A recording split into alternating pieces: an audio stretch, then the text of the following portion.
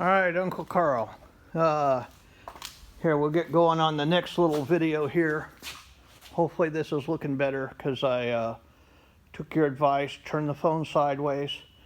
This here is a front fender that we are stretching, and almost got ahead of myself here, but I wanted to give you a view of it after we've cut it and stretched it. And I'm gonna walk around here so you can see the back side.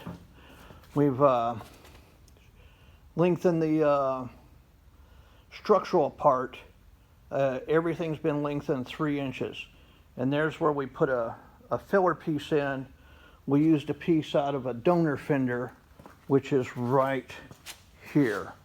Back up to where it gets in the... So that donor fender, you can see where we cut the section out, put it in.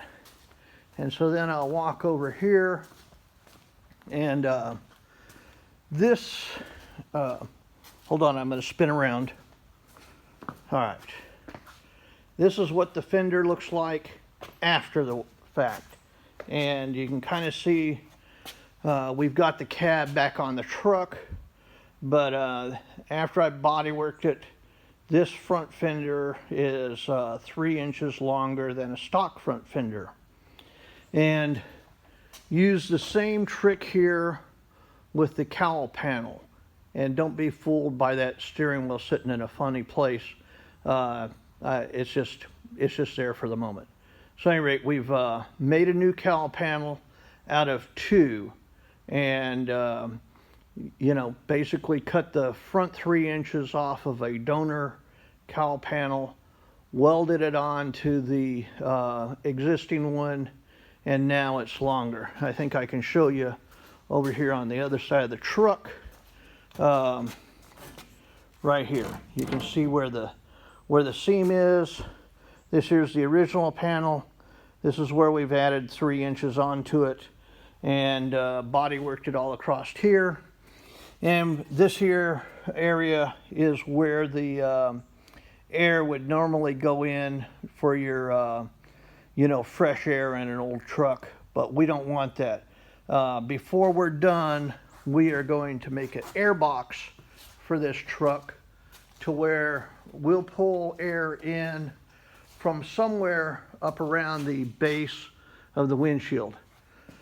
We haven't moved the motor back yet, but it will go back 3 inches from its present location, back in under there, and it will also drop down a couple inches. We ran into just a couple little deals, nothing dramatic that I didn't think of, but I didn't think about this in advance. Was now that we've moved the cab back and down, the old bars off the roll cage don't match up. We'll get past that with lowering this bar here to match the elevation of that one on this side. And you can see here on the driver's side, they're a long ways off. There's where the original bar was. Here's where it is now. So we're just going to cut this one loose from the cage right here in the cab, remove that bar entirely, fab a new one. And so move back here to the back, and oh, I'll show you this handiwork right here. This here, so we run an external, we run dry sump motors, meaning there's no oil in the oil pan of the motor.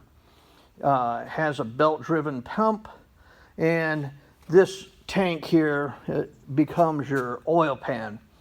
We run about 4 gallons of oil in this motor, and mount it back here, you know, for weight and balance, and just best place we can come up with to mount it. But in kind of trying to redo things, we've added this bar in here and stuff to make the oil tank a little better.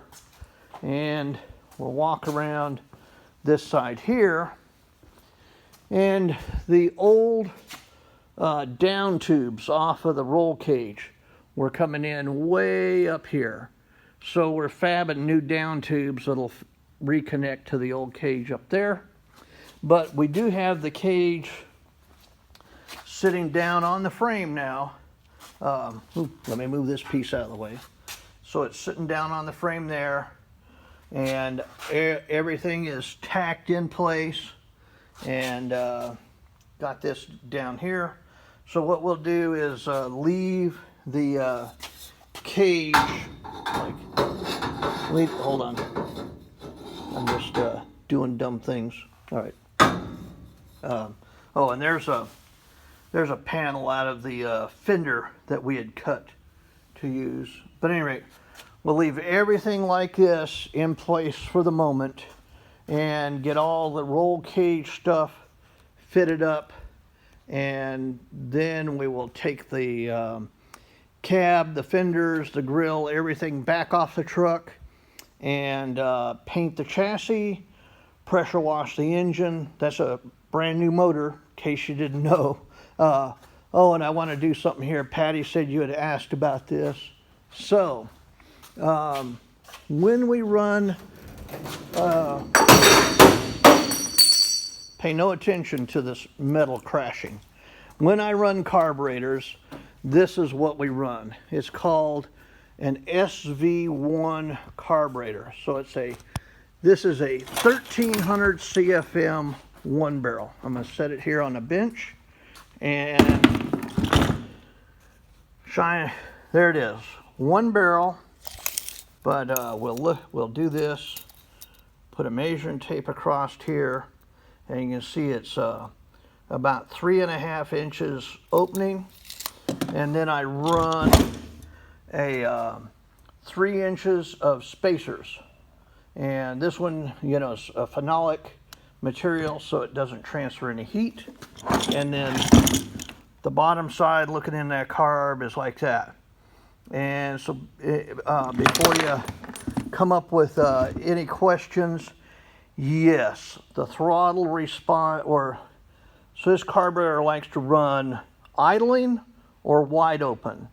Everything in between is kind of not so good, and that's just how they do. But for the fuel economy guys, this is good for 2 miles to the gallon. So at any rate, looks like we're about 8 minutes into this thing today, so I'll stop right here. And once again, happy birthday, and talk to you later. Bye.